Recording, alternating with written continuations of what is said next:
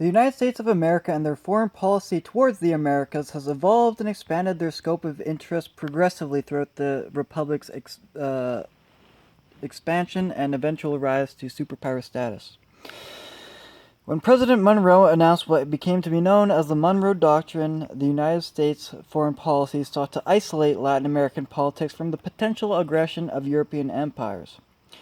The administrations of Theodore Roosevelt promoted the idea that the United States should be involved in the education and mentorship of Latin American nations, and the Roosevelt corollary, going so far as to personally contribute to the invasion of Spanish Cuba.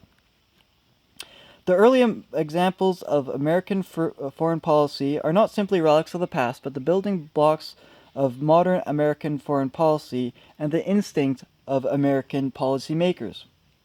The Cuban people once viewed Americans fondly for their history of breaking away from monarchy, but they soon found out that those principles quickly came into the conflict with the practical interests of the American people. The United States viewed themselves as a parental guardian of Cuba, with interest in establishing a Western-style democracy that provided property rights, free markets, and prosperity for the Cuban people. What the United States ended up offering the Cuban people was not the fulfillment of the people's rights to self-determination, but a limitation placed upon the authority the Cuban people had for self-governance through the Platt Amendment, which tied Cuba to the whims of the United States government. What the Cuban people valued more than philosophical and historical appreciations of British common law was equal access to healthcare, housing, education, and an end to the increasingly violent crackdowns by the Batista regime. The United States sees Cuba as a nation in need of guidance, whereas Cuba is firmly confident in their right to govern independently without the United States. The United States sees land reforms as theft, whereas Cuba sees them as necessary to alleviate the pain and suffering of the common people.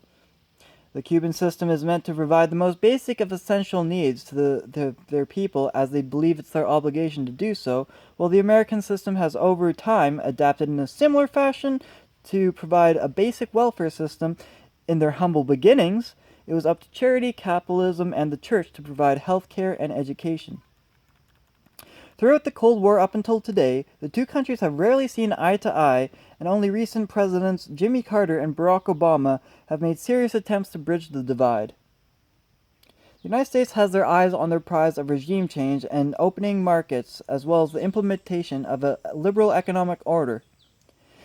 They've used soft power, threats, the use of force, and assassination plots to try and overthrow the one-party rule, as well as radio and internet to subvert the legitimacy of the Castros.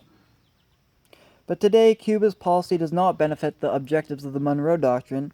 The Cuban policy of the United States alienates the rest of South America, some of whom believe Cuba's presence should be felt at the Organization of American States and be brought into the fold rather than isolated and embargoed. Latin America shares a history of American intervention and CIA coups that have put the countries into the hands of authoritarians such as Chile and Brazil. The United States foreign policy has made their overwhelming presence resented by the left-wing movements throughout Latin America, and it is about time that the United States recalibrates their objectives and priorities in a manner that does not antagonize their southern neighbors. The United States must now compete with BRICS, an economic alliance, an alternative to Western-based financial infrastructures, a new development bank, a payment system, and a contingent reserve, which may serve as a substitution for Western institutions that have at least some reservations on who they do business with. BRICS is already a member, or Brazil is already a member of BRICS, and Argentina is considering joining it as well, which demonstrates a waning influence of American economic power in Latin America. If closer ties are made between BRICS and Latin America, there is concern that there will be more than solely economic alliances, particularly with the expansion of Chinese and Russian ports throughout Latin America. The United States must de-escalate the pressure they place on Latin America to heed the interests of the United States, or else they may find Latin America falling into the hands of their geopolitical rivals, Russia and China. A significant means of opposing the rising threat of BRICS in the Shanghai Cooperative Alliance is to offer a alternative to the Organization of American States, a quote-unquote Security Council of the Americas that withdraws American political and covert influence from interfering in Latin American politics. The United States would invite a coalition involving all the states in the Organization of the Americas, and in this, they would encourage issues to be dealt with internally, and also it offers the option of U.S. support against violent radical extremist movements, narcotic trafficking, human trafficking, and it allows Latin American countries to propose a plan to the United States after it is approved by a majority. Once the United States gets this plan, they will then revise it and make sure it has the most opportunity for success. That plan will then be returned to the Security Council to be approved yet again by the Latin American Council.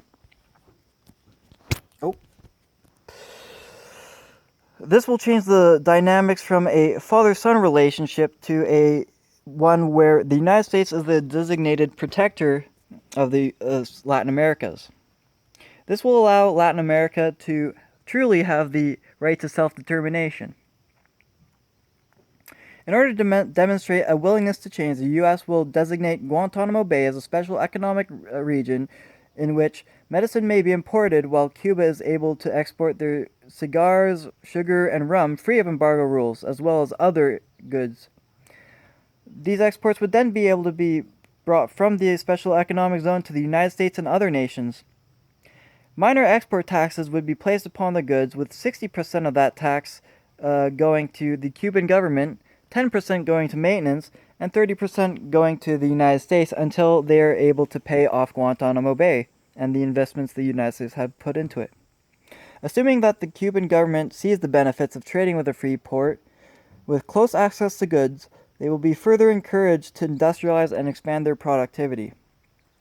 The objective is to demonstrate the benefits of having open trade and show what Cuba could be if they develop a market economy, while retaining their three basic principles of free housing, education, and healthcare.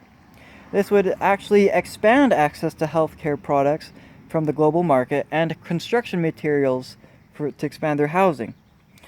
The Cuban government has every right to agree or refuse to trade with this special economic zone, but we do not believe it is in their interests to refuse these opportunities when offered. In addition, as a gesture of goodwill and respect for the Latin American nations, the United States will allow educational exchange, loosen travel restrictions, and drop Cuba's designation as a state sponsor of terrorism. The United States simply requests that the Americas do not become a military base for nations outside of the Western Hemisphere, and that Latin America does not establish military alliances with foreign nations other than those within Latin America. Exchange: the United States will expand the funding of military aid, joint training operations, and the opportunity to collaborate and crack down on narcotics and human trafficking, and seek to restore authority to legitimate brokers rather than allow cartels to become de facto governors of particular regions.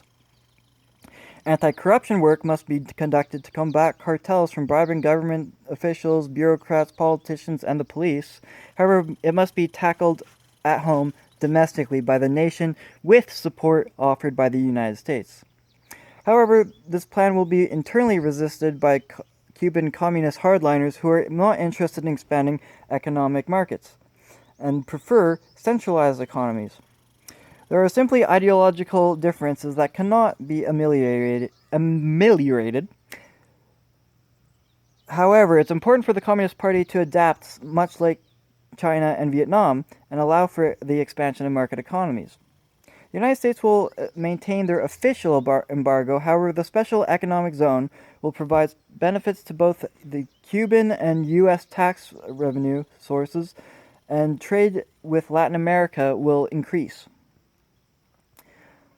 The Cuban American population, particularly those in camps, will be resistant towards the opening of economic opportunities. However, the embargo will not be officially lifted.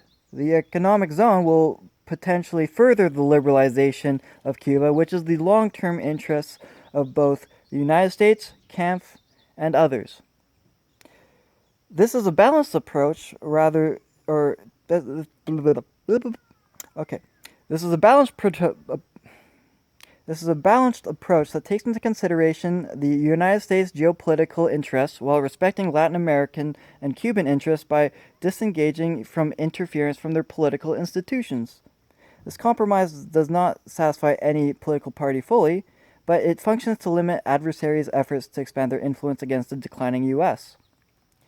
Latin America deserves the right to self-determination, and if the United States wants to retain their geopolitical relevance, they must compromise between their ideals of free markets, property rights, and individual liberties, and the very real situation they face in terms of geopolitics against China, Russia, and their associated blocs. They must adapt and make the best of a bad situation in spite of the political opposition they may face at home.